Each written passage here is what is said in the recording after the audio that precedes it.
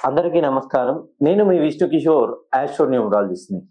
ఎవరైతే కన్యా రాశిలో జన్మించారో, కన్యా రాశిలో అంటే ఉత్తర, హస్త, చిత్తా నక్షత్రాల్లో జన్మించిన వాళ్ళకి వారి ఇంట్లో కనక వర్షం కురవబోతుంది.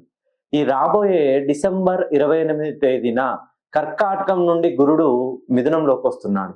ఎప్పుడైతే గురుడు స్థాన చలనం చేస్తాడో 4, 5, 7, 9 ఈ 4 స్థానాలలో వాళ్ళకి లాభ స్థానాల్లో గురుస్థానం వచ్చేసి వీళ్ళ జీవితంలో అనూహ్యమైనటువంటి మలుపు తిరగబోతుంది.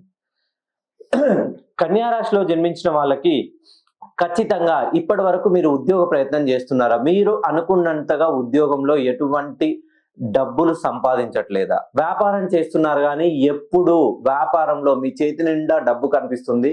అది మీ ఇంట్లోకి వచ్చేసరికి అది అనూహ్యంగా ఖర్చు అయిపోతుంటుంది.